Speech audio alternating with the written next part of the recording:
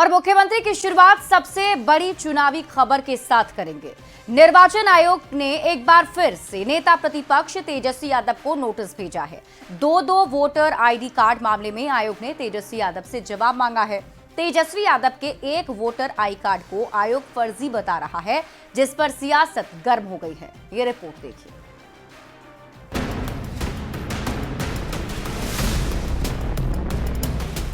नेता प्रतिपक्ष तेजस्वी यादव के नाम पर दो एपिक नंबर का विवाद गहराता जा रहा है। तेजस्वी यादव ने प्रेस कॉन्फ्रेंस कर जो आरोप लगाया था, अब वही उनके लिए परेशानी की वजह बनता जा रहा है। दो वोटर आईडी कार्ड मामले में निर्वाचन आयोग ने तेजस्वी को फिर से नोटिस भेजा है। तेजस्वी की ओर से पेश किए गए एपिक नंबर को आयोग ने फर्जी बताया और 16 अगस्त तक फर्जी वोटर कार्ड जमा कराने का निर्देश दिया है। आयोग के नोटिस पर तेजस्वी यादव मुसीबत में घिरते नजर आ रहे हैं। नोटिस में निर्वाचन आयोग ने साफ साफ लिखा है कि तेजस्वी यादव ने जो कार्ड दिखाया वो फर्जी था। फर्जी दस्तावेज का उपयोग करना अपराध है। तेजस्वी का एपिक नंबर RAB 2916-120 पूरी तरह फर्जी है। फर्जी वोटर कार्ड का इस्तेमाल करने को लेकर सत्ता पक्ष तेजस्वी पर हमलावर है। वोटर लिस्ट में दोहरा मापदंड अपनाने वाले पूर्व डिप्टी सीएम तेजस्वी यादव जी की बोलती क्यों बंद है? इस मुतालिक तेजस्वी जी की खामोशी बताती है कि दाल में कुछ न कुछ काला है। ये कानूनन अपराध है, लेकिन तेजस्वी यादव जी को अपने इस राजनीतिक झूठ और फरेब से कहां फर्क पड़ने वाला है। 3 अगस्त को भी निर्वाचक निबंध पदाधिकारी यानी ERO ने तेजस्वी को पत्र लिखा। वोटर लिस्ट में नाम नहीं होने के आरोप पर जवाब मांगा, क्योंकि तेजस्वी ने 2 अगस्त को प्रेस कॉन्फ्रेंस कर आरोप लगाया था, लेकिन जांच में ड्राफ्ट वोटर लिस्ट में तेजस्वी का नाम मिला था। आयोग ने बताया कि मतदान केंद्र संख्या 204 में 416वें नंबर पर तेजस्वी का नाम है। तेजस्वी का असली एपिक नंबर RAB 04562228 है और मतदान बूथ बिहार पशु विज्ञान विश्वविद्यालय का पुस्तकालय भवन है।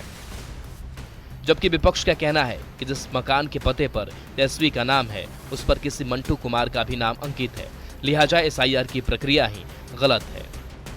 जिस मकान संख्या 110 पर तेजस्वी जी का नाम अंकित है, उसी मकान में मंटू कुमार पिता नरेश दास जी का भी नाम अंकित है। ये किस तरह का SIR है? देखिए, चुनाव अगर सही तरीके से अपना काम करता तो एक भी वोटर आईडी कार्ड डुप्लीकेट कभी नहीं बनता, न दो एक व्यक्ति को इशू होता, न मृत व्यक्ति कभी वोटर लिस्ट में शामिल होते, न जिंदा व्यक्ति कभी वोटर लिस्ट से बाहर होते। निर्वाचन आयोग तेजस्वी के उस वोटर कार्ड को फर्जी बता रहा है जो उन्होंने प्रेस कॉन्फ्रेंस में दिखाया था। तेजस्वी ने प्रेस कॉन्फ्रेंस में एपिक नंबर RAB 2916-120 बताया था, जो आधिकारिक रूप से जारी नहीं है। इसलिए आयोग 16 अगस्त तक एपिक नंबर RAB 2916-120 की मूल प्रति जमा करने का अल्टीमेटम दिया है, ताकि ERO इसकी जांच कर सके। 2 वोटर कार्ड का उपयोग करना अपराध है। ऐसे में देखना होगा कि क्या तेजस्वी अब कानूनी पचड़े में पड़ेंगे। पटना संवाददाता संजय कुमार के साथ ब्यूरो रिपोर्ट, न्यूज़ 18। और मुख्यमंत्री में बढ़ते हैं अगली खबर की ओर। बिहार में SIR को लेकर बवाल जारी है। ड्राफ्ट वोटर लिस्ट में मृतकों का नाम सामने आने के बाद कई सारे सवाल खड़े हो रहे हैं। न्यूज़ 18 ने भी जमीनी हकीकत जानने की कोशिश की। पड़ताल में ऐसे कई खुलासे हुए जो काफी हैरान करने वाले हैं। क्या है SIR की जमीनी हकीकत, इस रिपोर्ट में देखिए। सोना देवी दुनिया में नहीं, लेकिन वोटर लिस्ट में है। बालेश्वर का 3 साल पहले निधन, लेकिन ड्राफ्ट वोटर लिस्ट में नाम। जानकी साहब की हो चुकी है मौत, पर मतदाता सूची में अभी जिंदा है। BLO की कार्यशैली पर सवाल, SIR में मृतकों के नाम पर बवाल।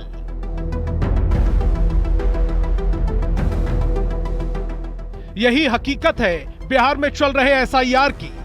मतदाता सूची पुनरीक्षण का पहला चरण पूरा होने के बाद 1 अगस्त को निर्वाचन आयोग ने ड्राफ्ट वोटर लिस्ट जारी की। हफ्ते दिन बाद कई ऐसे नाम निकलकर सामने आ रहे हैं जो अब इस दुनिया में हैं ही नहीं। न्यूज़ 18 की टीम जब इसकी पड़ताल करने पटना के बांकीपुर विधानसभा इलाके में पहुंची तो हैरान रह गई। टीम ने देखा सोना देवी का निधन 6 साल पहले हो गया, लेकिन ड्राफ्ट वोटर लिस्ट में नाम है। बालेश्वर प्रसाद का निधन 3 साल पहले हो गया, पर ड्राफ्ट वोटर लिस्ट में नाम है। और जानकी साहब कई साल पहले इस दुनिया को छोड़कर चली गईं, लेकिन ड्राफ्ट वोटर लिस्ट में उनका नाम भी है। बीएलओ जो है वो किसी के द्वारा यहाँ पे फॉर्म भेज देते हैं और इनका फॉर्म आया ही नहीं, उसका नाम इस नए सूची में। ये सच्चाई है वोटर लिस्ट रिवीजन की। एसआईआर की प्रक्रिया पर सवाल बीएलओ की कार्यशैली के कारण उठ रहे हैं। बांकीपुर विधानसभा के वार्ड संख्या 36 में सोना देवी, बालेश्वर प्रसाद और जानकी साहब के फोटो पर माला चढ़ा हुआ है, पर इन तीनों का नाम बूथ नंबर 182 पर ड्राफ्ट वोटर लिस्ट में अंकित है। बालेश्वर प्रसाद क्रम संख्या 894 और जानकी साहब 509वें नंबर पर हैं। इनके घर वालों का आरोप है कि बीएलओ घर नहीं आए। निर्वाचन आयोग के निर्देशों का पालन किस तरह बीएलओ ने नजरअंदाज किया, लोग इसकी हकीकत बयां कर रहे हैं। बीएलओ घर आया था? घर पे बीएलओ तो नहीं आए थे, तो खाली फॉर्म भेजा गया? फॉर्म था? भेज दिए थे। हाँ, किसी दूसरे के द्वारा? हाँ, वो मेरे ही घर का लड़का है, उसको दे दिए थे। न्यूज 18 की टीम जब जानकी साहब के घर पहुंची तो उनकी तस्वीर दीवार पर टंगी हुई नजर आई। जानकी साहब की पत्नी आशा देवी और बालेश्वर प्रसाद बहू रेखा देवी ने भी यही आरोप लगाया कि बीएलओ वेरिफिकेशन के लिए घर नहीं आए। आपके घर आया ही नहीं कोई? नहीं, कोई नहीं आया है। सिग्नेचर करा के, हस्ताक्षर करा के, कुछ फॉर्म भरवा के ले गए लोग? नहीं ले गए हैं, कोई नहीं ले गया। तो ये उसका प्रमाण पत्र भी तो होगा? मृत्यु प्रमाण पत्र है? अच्छा। ये सारे आरोप बीएलओ की कार्यशैली पर प्रश्न चिन्ह खड़े कर रहे हैं, जिसके कारण एसआईआर की प्रक्रिया पर उंगलियां उठ रही हैं। अब सवाल है कि बड़ी संख्या में मृतकों के नाम ड्राफ्ट वोटर लिस्ट में शामिल होने पर निर्वाचन आयोग आगे क्या कदम उठाता है। ग्राउंड जीरो से पटना संवाददाता रवि एस नारायण के साथ ब्यूरो रिपोर्ट, न्यूज 18। और मुख्यमंत्री में बढ़ते हैं अगली खबर की ओर। बिहार में इसी साल विधानसभा का चुनाव होने वाला है और महिला मतदाताओं को साधने के लिए हर राजनीतिक दल अपनी अपनी रणनीति तैयार कर रहा है। बिहार में महिला वोटर क्यों हैं खास? क्या किंग बेकर महिलाएं इस बार भी गेम चेंजर बन सकती हैं? इस रिपोर्ट में देखिए। बिहार में इसी साल विधानसभा चुनाव होने वाले हैं और हर राजनीतिक दल एक खास वोट बैंक को साधने की कवायद में है।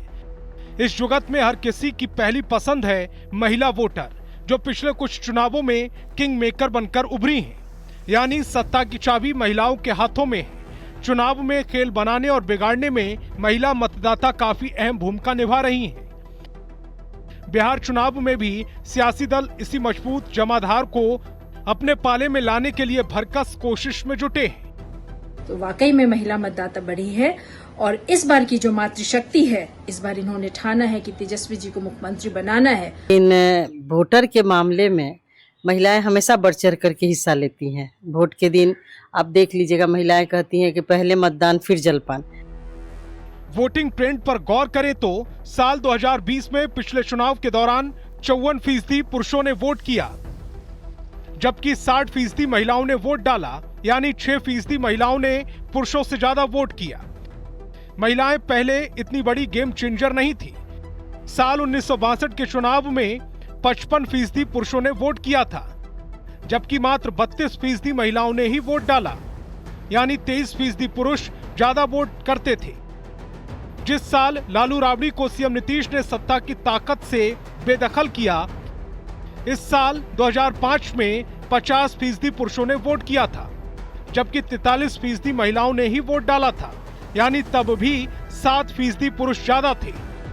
क्योंकि जब नरसंहार, अपहरण, हत्या, लूट, बलात्कार होता था तो सबसे ज्यादा आंसू, रुदन हमारी माता बहनों का होता था। आज वह सुरक्षित है। बिहार में एनडीए की सरकार बनने के बाद साल दर साल महिलाएं ज्यादा ताकतवर हुईं। आर्थिक और सामाजिक तौर पर महिलाएं काफी सशक्त हुईं। उन्होंने बाद के चुनावों में यह साबित कर दिया कि बिहार की गद्दी पर कौन बैठेगा, ये महिला मतदाता ही तय करेंगी। 2020 के चुनाव में 166 सीट पर महिलाओं ने ज्यादा वोट किया, 2015 में 166 सीट पर और 2010 में 162 सीट पर महिलाओं ने पुरुषों की तुलना में ज्यादा वोट डाले। पुलिस की हर गाड़ी पर बेटी मिलती है, स्कूल में, हर विद्यालय में मिलती है। ये सामाजिक परिवर्तन जो हुआ है, यही तो एनडीए की सबसे बड़ी पूंजी है। यही वजह है कि बिहार चुनाव के दिन जैसे जैसे नजदीक आ रहे हैं, सत्ता पक्ष और विपक्ष महिलाओं को अपने पाले में लाने के लिए कई बड़ी घोषणाएं कर रहे हैं।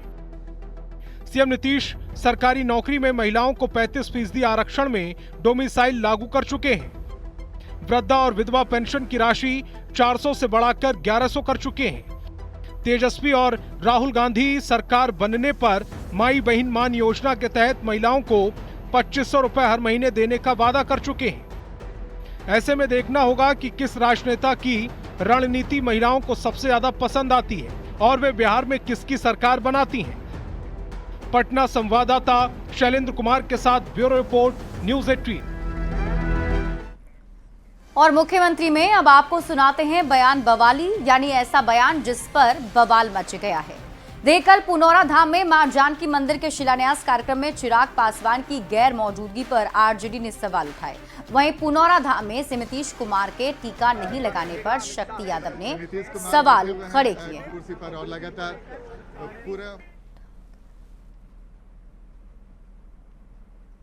अमित शाह जी मंदिर निर्माण भूमि पूजन में आए थे। मां जानकी के मंदिर का निर्माण कार्य का शुभारंभ था। मुख्यमंत्री तो थे ही, भले ही उन्होंने टीका नहीं लगाया। राजद का कोई अगर होता और टीका नहीं लगाता तो न जाने देश भर के मीडिया क्या तांडव करती, सनातन विरोधी, हिंदू विरोधी सब कह देता। लेकिन एक बड़ी खबर बता रहा हूं आपको कि चिराग पासवान कहीं दिखे नहीं। चिराग पासवान अलग रास्ता लेकर के खड़े थे, अपना गाड़ी में ही समय बिता दिया। नीतीश कुमार ने खबरदार कर दिया था अमित शाह जी को, उसका चेहरा दिखना नहीं चाहिए, हम उसे देखना पसंद नहीं करते हैं। और मुख्यमंत्री में बढ़ते हैं अगली खबर की ओर। आरजेडी के राज्यसभा सांसद मनोज झा ने निर्वाचन आयोग को लेकर एक तीखी टिप्पणी की है। मनोज झा ने कहा कि बांग्लादेश के चुनाव आयुक्त जैसी हालत हो जाएगी। इस पर बिहार की सियासत गर्मा गई है। सत्ता पक्ष ने पलटवार किया है, इस रिपोर्ट में देखिए। बिहार में विशेष गहन पुनरीक्षण यानी एसआईआर को लेकर सियासी गतिरोध थमने का नाम नहीं ले रहा है। वोटर लिस्ट रिवीजन के विरोध में दिन पर दिन सियासी बवाल बढ़ता ही जा रहा है। इस बार आरजेडी के राज्यसभा सांसद मनोज झा के बयान पर बवाल मच गया है। शनिवार को राष्ट्रीय जनता दल के सांसद मनोज झा ने निर्वाचन आयोग के खिलाफ तीखी टिप्पणी की और नसीहत दी कि चुनाव आयोग को पहले के आयुक्तों को देखकर फैसला लेना चाहिए, वरना इनकी हालत बांग्लादेश के चुनाव आयुक्त की तरह हो सकती है। कि माननीय चुनाव आयोग को अपने प्रेडिसेसर को देखना चाहिए, पहले चुनाव आयुक्त को, फिर फैसला लें। नहीं तो बांग्लादेश के चुनाव आयोग की जो हालत हुई थी उसी दिशा में चीजें जा रही हैं। दरअसल पिछले दिनों बांग्लादेश के 2 पूर्व मुख्य चुनाव आयुक्त को गिरफ्तार कर जेल में डाला गया था। इनके खिलाफ चुनाव में धांधली कर सत्ता पक्ष को फायदा पहुंचाने और साजिश के तहत विपक्ष को हराने का आरोप था। अदालत में पेशी के दौरान पूर्व चुनाव आयुक्त को जूतों से भी पीटा गया था। लोगों ने जूतों की माला पहनाकर ऊपर अंडे फेंके थे। मनोज झा इसी घटना की ओर इशारा कर रहे हैं, जिसका समर्थन कांग्रेस भी कर रही है। आयोग एसआईआर पर दाएं बाएं झांकने के बजाय स्पष्ट शब्दों में ये क्यों नहीं बताता वोट की चोरी कर रहा है। इस तरह की कड़ी टिप्पणी को लेकर सत्ता पक्ष विपक्ष पर हमलावर है। आरजेडी को बीजेपी और जेडीयू चेतावनी दे रहा है कि धमकाने वाली सियासत अब नहीं चलेगी, क्योंकि अब जंगल राज नहीं है।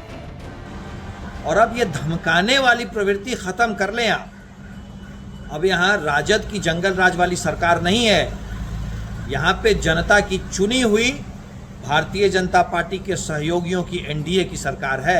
वैसे जिनका 2-2 इपिक नंबर है मांगा था, लेकिन राजद सहित अन्य कोई दल के नेताओं ने इलेक्शन कमीशन को अभी तक कोई नाम नहीं सुझाया है। एसआईआर के विरोध को लेकर निर्वाचन आयोग ने भी टिप्पणी की। आयोग का कहना है कि कुछ राजनीतिक दलों के नेता कहानी कर रहे हैं, कुछ पक्षपाती बुद्धिजीवी नैरेटिव कर रहे हैं, जबकि ऐसे लोगों की कानूनी प्रक्रियाओं के प्रति बहुत कम श्रद्धा है। बिहार के सभी मतदाताओं को निर्वाचन आयोग पर पूरा विश्वास है, तभी तो सभी पार्टियों के एजेंट और नेताओं के साथ मिलकर पहला चरण पूरा किया गया और यही वजह है कि ड्राफ्ट वोटर लिस्ट कम त्रुटि के साथ प्रकाशित हुई है। हालांकि निर्वाचन आयोग ने किसी का नाम नहीं लिया है, पर उसका इशारा किसकी ओर है ये लोग बखूबी समझ रहे हैं। पटना संवाददाता संजय कुमार, दिल्ली संवाददाता नीरज कुमार के साथ ब्यूरो रिपोर्ट न्यूज़ 18।